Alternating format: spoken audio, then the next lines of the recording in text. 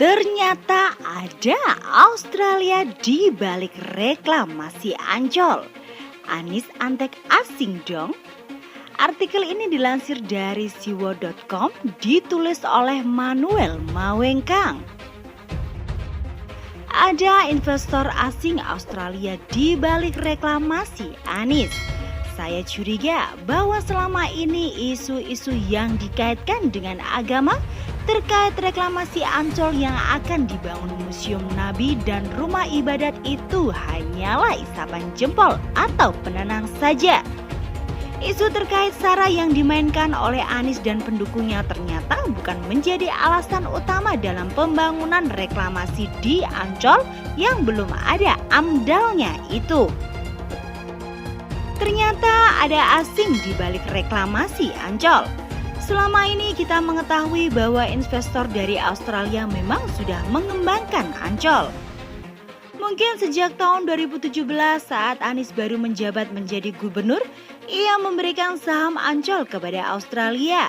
Kita melihat bahwa relasi antar dua negara ini yakni Australia dan Indonesia memang sangat tidak baik-baik saja.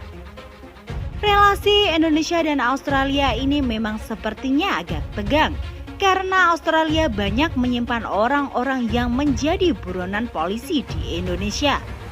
Media-media Australia pun juga seringkali menyerang Indonesia lewat kasus-kasus yang berkaitan dengan hak asasi manusia alias HAM. Mungkin gegara 2 WN Australia yang dihukum mati di Indonesia karena drugs smuggling.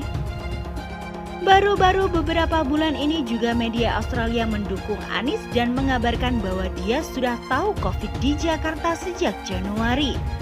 Beberapa jurnalis pun sempat diundang ke balai kota untuk wawancara Anies dan mencitrakan bahwa dirinya sudah menemukan kasus-kasus COVID di bulan Januari. Reklamasi ini mungkin saja dan diduga kuat menjadi sebuah sistem barter yang dikerjakan antara Jakarta dengan Australia. Australia adalah negara yang didominasi oleh pendatang dari Eropa dengan menjajah suku aborigin, yakni suku pribumi yang ada di Australia. Saat ini kita tahu bahwa banyak sekali orang-orang Australia yang berkulit putih berlaku rasis kepada orang-orang berkulit warna gelap. Padahal kita tahu sendiri bahwa suku asli Australia adalah aborigin yang juga berkulit gelap. Namun, yang dilihat oleh Australia adalah semut di ujung pulau di Indonesia. Mereka seringkali mengkritik penanganan hak asasi manusia yang dianggap dilanggar oleh pihak kepolisian Republik Indonesia. Padahal balok di depan mata mereka tidak lihat. Perlakuan rasis dari orang-orang Australia kepada pelajar-pelajar Indonesia, Cina, Arab, India, dan lain sebagainya sudah mendarah daging. Saya melihat bahwa inilah yang menjadi semangat daripada Anies dan pendukungnya di DKI Jakarta. Kembali ke reklamasi, ternyata isu agama itu dikerjakan untuk menutup fakta bahwa investor asing dari Australia adalah aktor di balik reklamasi yang tanpa izin itu. Anies sepertinya terlalu berani untuk membuat pergub reklamasi. Saya menduga bahwa dia ini sudah di-backing oleh asing yang kuat ekonominya. Jadi, dia berani melakukan tabrak aturan. Negara Australia ini adalah negara yang kurang ajar di dalam relasi antar negara.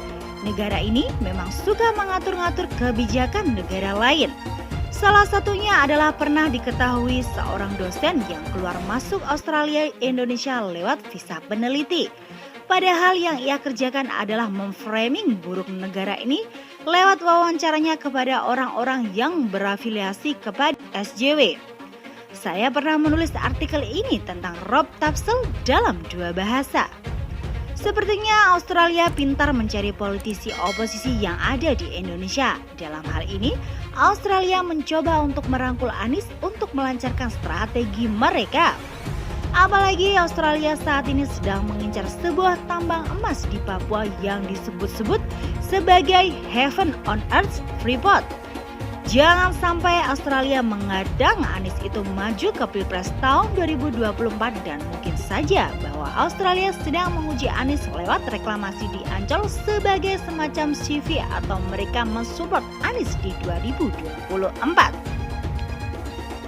Karena jelas sekali bahwa reklamasi itu merupakan hal yang sangat tidak masuk akal dan sangat melawan hukum, apalagi tidak ada AMDAL-nya dan izin DPRD. Jadi semoga artikel ini bisa membuka dengan jelas bahwa ada motivasi-motivasi yang tidak baik di dalam reklamasi ini. Dan hal ini diselimuti dengan kulit agama. Ini mirip seperti serigala yang berbulu domba. Luarnya terlihat baik, Oma, namun dalamnya sangat berbahaya. Saya berharap bahwa DPRD DKI juga bisa melihat akan kebahayaan ini. Jangan mau ditipu bisnis berkedok agama. Ternyata ada investor asing di balik reklamasi Ancol. Namanya Iwan yang merupakan warga negara Australia yang menggarap proyek Ancol senilai 8,7 triliun. Memang sih dia lahir di Indonesia, tapi dia sudah jadi warga negara asing. Sepertinya di dalam pandemi COVID ini dia lagi buru-buru mau menanam modal di Indonesia agar bisa dipanen. Dan ternyata Anies adalah orang yang gampang dipermainkan. Sejak kapan reklamasi itu adalah deal-dealan antara gubernur dengan pengusaha? Kalau Ahok di-framing antek asing, Anies antek siapa? Lagian Anies ini minder amat sih, sama Asis saja kok tunduk. Pilihlah pemimpin yang dari rakyat, bukan dari Yaman. Well, salam Indonesia 1.